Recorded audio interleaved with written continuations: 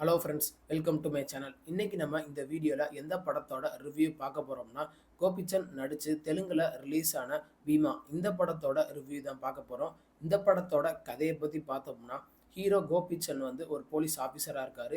அதே நேரத்தில் அவர் வந்து ஒரு ஊருக்கு ட்ரான்ஸ்ஃபர் வாங்கிட்டு புதுசாக போகிறாரு. அந்த ஊரில் ஒரு கோயில் மர்மமான முறையில் இருக்குது. அந்த கோயிலை எல்லாரும் சேர்ந்து பூட்டிட்டாங்க. அதனால நைட்டான அந்த ஊரில் ஒரு கொலை நடக்குது.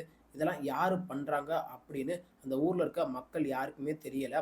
அதே நேரத்தில் கோபிச்சந்த் வந்து அந்த ஊருக்கு போனதுலேருந்தே அவருக்கு அமானுஷ்யமாக பல விஷயம் நடக்குது. இதெல்லாம் யார் பண்ணாங்க அப்படின்னு நம்ம கோபிச்சந்த் கண்டுபிடிச்சாரா இல்லையா? அதே நேரத்தில் ஒரு மெடிக்கல் மாஃபியா வந்து எதனால இந்த ஊரை சூஸ் பண்ணி அந்த ஊரில் யாருக்கும் தெரியாமல் ஒரு ட்ரீட்மெண்ட் பண்ணிக்கிட்டு இருக்காங்க.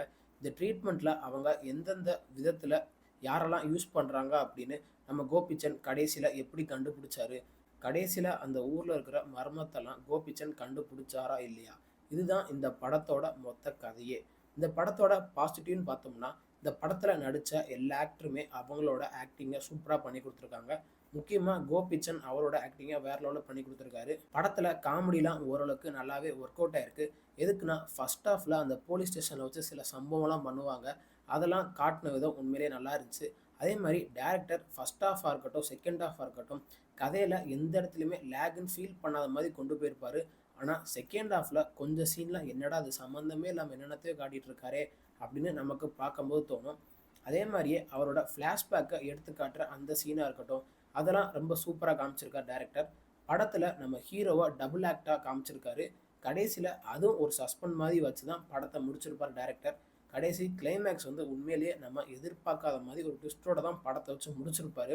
எதுக்குன்னா அந்த ஊரில் எல்லாரும் நம்பிக்கிட்டு இருக்கிற ஒரு ஆள் வந்து ஒரு பெரிய சம்பவம் பண்ணியிருப்பாரு. அதெல்லாம் நம்ம எதிர்பார்க்காத மாதிரி காமிச்சிருக்கார் டேரக்டர். படத்தில் ரொமான்ஸ் காட்சியாக இருக்கட்டும், சாங்காக இருக்கட்டும், அதெல்லாம் ஓரளவுக்கு நீட்டாகவே பண்ணியிருக்கார் டேரக்டர். அதே மாதிரி படத்தில் ஆக்ஷன்லாம் ஒவ்வொன்றுமே வேற லெவலில் காட்டியிருக்காரு. நம்ம தெலுங்கு படத்தை பார்த்தாலே ஆக்ஷன்லாம் பிரம்மாண்டமாக தான் வச்சுருப்பாங்க. அதே மாதிரியே இந்த படத்துலேயும் ஆக்ஷன்லாம் பிரம்மாண்டமாக இருக்கும். கிளைமேக்ஸில் அந்த அந்த சீனாக இருக்கட்டும், போலீஸ் ஸ்டேஷனில் ஒரு ஃபைட் இருக்கும் அந்த சீனாக இருக்கட்டும், அதெல்லாம் காட்டினது உண்மையிலே தரமாக இருந்துச்சு. போலீஸ் ஆஃபீஸர் வந்து ஒரு ரவுடிகளை அடித்தா எப்படி பறந்து போய் விழுவாங்க, அதெல்லாம் ரொம்ப அழகாக காமிச்சிருக்கார் டேரக்டர். படத்தில் நெகட்டிவ்னு பார்த்தோம்னா, செகண்ட் ஹாஃபில் சில இடத்துலலாம் நம்ம லேக் ஃபீல் பண்ண முடியும். அதே மாதிரியே ஃபஸ்ட் ஹாஃபில் அந்த காமெடி காட்சியாக இருக்கட்டும், அந்த ரொமான்ஸ் காட்சியாக இருக்கட்டும், அதெல்லாம் ஓரளவுக்கு இன்னும் நல்லா பண்ணியிருக்கலாமோ அப்படின்னு நமக்கு பார்க்கும்போது தோணும். மற்றபடி இந்த படத்தில் பெருசாக சொல்கிறக்கு ஒன்றும் இல்லை. இந்த படம் ஓடிடி தளமான ஹாட்ஸ்டாரில் தமிழ் டப்பிங் வெர்ஷனோட அவைலபிளாக இருக்குது. தமிழ் டப்பிங் வெர்ஷன்லாம் லிப்ஸிங் கூட பெர்ஃபெக்டாக பண்ணியிருக்காங்க. இந்த படத்துக்கு நம்ம கொடுக்குற ரேட்டிங் பார்த்தீங்கன்னா 10க்கு 6 கொடுக்கலாம். இந்த வீடியோ உங்களுக்கு பிடிச்சிருந்தா மறக்காமல் நம்ம சேனலை லைக் பண்ணி கமெண்ட் பண்ணி ஷேர் பண்ணுங்கள்.